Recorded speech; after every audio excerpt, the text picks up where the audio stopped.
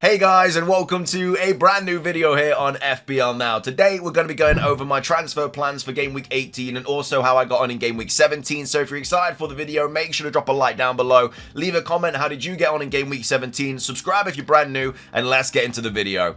So starting things off, I'm currently on 65 points. Of course, that may change depending on what happens with the Bournemouth and Luton game, which I will talk about in a second. But yeah, 65 points, not bad at all. We are up to 12k in the world, so just 10k is in touching distance now. But yeah, I could be losing 6 points because of the Solanke thing. I either get 9 because he like plays and gets his bonus, or I get like 0 because Anderson comes off the bench, because obviously Kabore is also not going to be playing, who got 2 points. But anyway, Turner getting 2 points in the Spurs game. I just had to play him this week because Sanchez obviously injured. Not ideal, them conceding 2. He did make a few saves to get another point, but he just played terribly. Like the second goal was absolutely ridiculous, all his fault. So I don't know if he's going to get dropped again, but I probably will just have to make a goalkeeper transfer this week regardless, which I'm not happy about at all, because there are a couple of other players that I would like to get rid of this week, but I just simply can't because of my goalkeeper situation, unless we get news that Sanchez is okay, which I highly doubt. And there's not even any guarantee that he goes straight back into goal as well. So I think I'll probably just use a transfer to get rid of Sanchez this week. It's most likely going to be Martinez as well that I bring in. They've got Sheffield United at home this week. They've got some pretty nice fixtures coming up as well.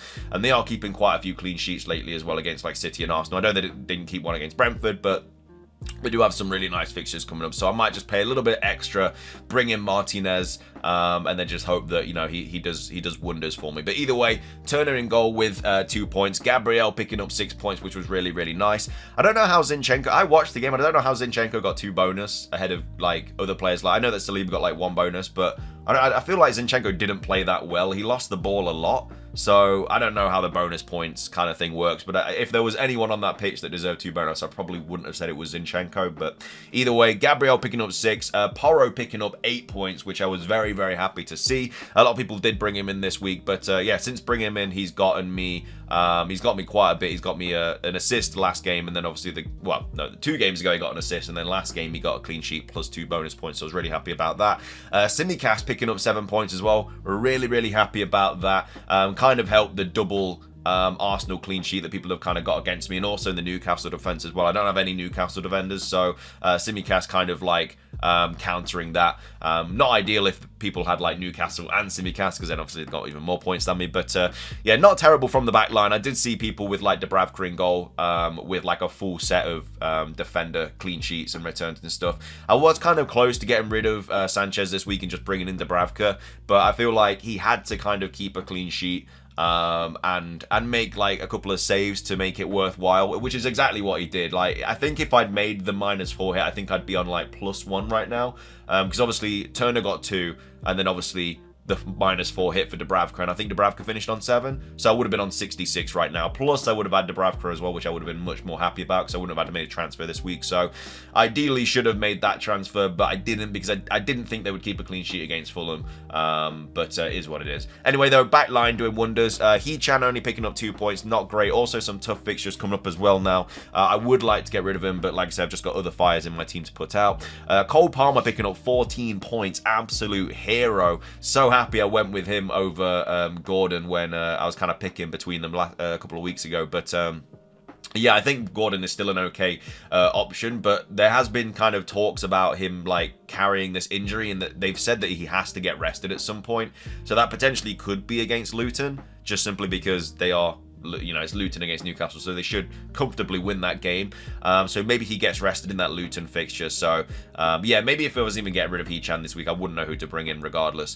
I've got Salah captaincy, obviously only picking up 6 points. Didn't play well at all. I mean, I don't know if you watched that United-Liverpool game, but I wish I didn't. It was an absolute, just terrible fixture. Like, not good at all. You're usually used to, like, goals going in left, right, and centre, but it was such a boring game. I think the atmosphere sounded terrible there as well. Like, people just weren't enjoying that fixture. So, yeah, it is what it is. Saka picking up 3 points. I was a little bit annoyed that he didn't get the assist because he got it and then it got taken away. I mean, it wasn't really an assist because, like, the intended target wasn't really Gabriel Jesus. But there have been assists given for that in the past. So, I guess it's just not that they're just not kind of always giving the same thing, so they're kind of picking and choosing what they give. So that was really, really unfortunate. Son only picking up 2 points as well in that Forest fixture. Did pick up that yellow card. They did obviously go down to 10 men, so you know that is what it is. Watkins picking up 9 points. Probably going to be my captaincy for game week 18 against Sheffield United at home. But yeah, Watkins, yeah, picking up 9 points. Just a really good player to have, really. I feel bad for the people that went from like Watkins to Darwin Núñez and didn't keep him, because you know Núñez has just been absolutely terrible. And then Solanke also picking up 6 points. Should be on 9 if the points stick, because he was on 3 bonus. But obviously it's a whole situation. Like at the end of the day, whatever they do, you know, we don't really have any control over. Obviously, from my point of view, I think they should just like keep the points, because obviously I like them, but at the same time there's bigger things that are going on. Obviously, like I think we can all agree that the main thing about this is that we just want Tom to be okay, and he is looking like he's okay, you know, is responsive and stuff like that, which is obviously the best news. But I saw people on Twitter like raving and ranting about how people shouldn't be asking about what's happening with FPL. I think people can't remember that you can, you know, you can kind of be for both things. You can kind of want Tom to be okay, but also still wonder what happens with the FPL points. Some people were making out that you have to choose one, and people were like calling everyone all kinds of things because they were asking about FPL points. But I think it's fair to ask about it, because you know it is still a question at the end of the day. But yeah, I mean, in terms of what they can do, obviously the first one is just replay the game, which again might be the case. Like game week 17 is still open, so they might just replay the game. Another thing they could do is just play the remainder of the game at some point this week whilst game week 17 is still open, which is like 30 minutes behind like closed doors or something. Some people were saying like, why can't they play it on Sunday? But they're like, there's no way they could have played it on Sunday. Like it was like no, not Sunday. It was like I can't remember when the fixture was. The weekend's been crazy. But whenever the fixture was, they were like, well, why can't they play it the day after? But like, imagine being those Luton players and you just seen your captain like fall to the ground. Like that was a bit of a push. Like they shouldn't be playing it the day after. Maybe even like now is still a bit too much of a push. But yeah, they may play midweek. But yeah, might get rearranged, might play midweek. The other thing they could do is just literally finish the game 1-1. And if that's the case, then obviously we'll get like the 9 points for Solanke. I think that's unlikely, because you know, I think like if Bournemouth were winning like 3-0, then they'd probably just like say, okay, Bournemouth win. But because it was 1-1, you know, it could have gone either way. So I don't know. We'll have to wait and see what happens. But the fact that game week 17 is still open means that they just haven't come up with a decision. Some people are reporting on that the game is going to be replayed. But again, I'm not sure what happens, because they can't get to game week 18 before game week 17 is out. Like they'll have to make a decision by then. I'm assuming it's just going to get replayed, and I'll just have Anderson off the bench, and I'll just go down to 59 points, which I think will be a red arrow, which is a bit unfortunate, because obviously I used my transfer on Solanke this week and stuff. So in that respect, it is unfortunate, because so many people brought in Solanke this week, and you know, we're all going to be like losing a transfer and losing points. But like I say, at the end of the day, the main thing is that like Tom's all right. So yeah, that's how I got in game week 17. Like I say, my transfer this week is most likely going to be Sanchez to Martinez, and hopefully that's the last goalkeeper transfer I need to make, because I've making so many goalkeeper transfers lately and it's just all going wrong, and I just want to change my outfield team. But either way, yeah, that's game week 17. Moving on to the Kneejerk reactions for game week 18, though. Watkins, the most brought in player, over 250,000 people bringing him in. Really good captaincy shout this week. I think he is the best captaincy shout this week, really. I know that Son's got Everton at home, but yeah, I think that Watkins is just easily the best captaincy this week. So if you don't have him already, completely understand why people are bringing him in. Solanke as well, I think, yeah, still another option as well to bring in, you know, Forest and Fulham. 2 nice fixtures, then you can kind of just get rid of him if you want to when he does play Spurs, Liverpool, stuff like that. But yeah, I really like him as an option. I think he's going to be fine. Hopefully gets a penalty as well. And then third most brought in player, Cole Palmer, again just on the back of a really, really good haul. Again, still on a yellow, like still 1 yellow away from a suspension though, so you have to be wary of that. They do have Wolves, Crystal Palace, Luton and Fulham. I can't see him getting like through these fixtures without a yellow though, so I think it's like halfway through the season where they change him, so he doesn't actually get that many games left until he like gets the 5 yellows again. So hopefully he can just make it and we won't have to lose a fixture for him, because that would just be the worst case scenario for me. But yeah, Cole Palmer, really good option, but yeah, just be wary of those 4 yellow cards that he's got. And then Porro as well. Yeah, I mean, literally one of the best defenders to own in the game this season. There's still some nice fixtures coming up as well. I really, really like him. I'm glad I got him early. I think I bought him for like 5.3, so he's already gone up to 5.5, and I bought him like last week. So yeah, really, really nice option. Been really, really good for me, and and hopefully continues that form.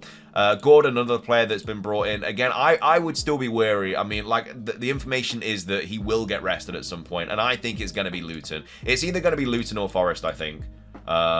Because, like, maybe not for Luton because he'll have like a week rest, week recovery, but then maybe the Tuesday fixture comes a little bit too soon. So yeah, I mean, they've said that he's going to get rested at some point, but he's too important or something. So maybe against one of these fixtures he'll potentially get rested, but we'll have to wait and see. But I still really like him as an option, but just think about that, obviously.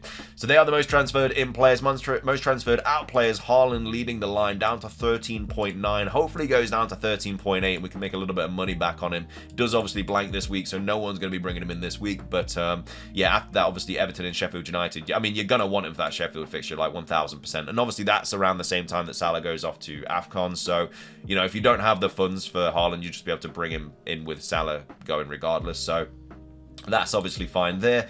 And then Alvarez as well, another player that a lot of people are getting rid of, just simply probably because of the blank. And there's obviously like Solanke, Watkins, stuff like people like that you can go to instead.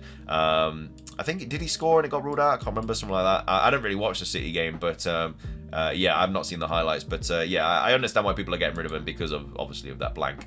And then Mbeumo as well, he's out for a while. Yeah, I think he's going to have an operation or something. So really unfortunate. Hopefully he comes back better. I mean, Tony is back in January as well, I think.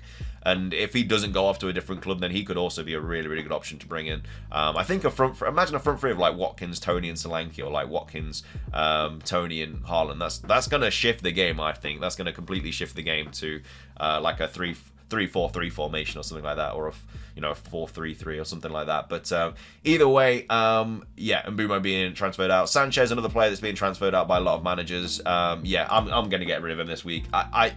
Unless I get like the all clear, like unless Poch comes out and says Sanchez is fine, he'll be playing in that fixture, I'm getting rid of him because I don't want to play Turner at home to Bournemouth because there's the option that he potentially could get benched, and then I'm just going in with 10 players, and yeah, I don't know. I've been really, really unlucky with injuries this season, especially over the last few weeks, and it is just what it is. You just have to deal with it. And then Doku, another player, obviously injured and blank game week. Yeah, just get rid of him for a different midfielder. So yeah, they are the most knee-jerked reactions for transfers in and out for game week 18. Yeah, it's a bit of a weird game week really, because there's like a game every day until like Saturday or something. It's really weird. But either way, I hope you guys enjoyed the video. If you did, drop a like down below. Leave a comment with your thoughts on how you did in game week 17, and also what are your plans for game week 18. I'll do my team selection tomorrow, and then I might do like a midweek wildcard draft or something like that. But anyway, thank you for watching. Have a great rest of your day, and until next time, peace.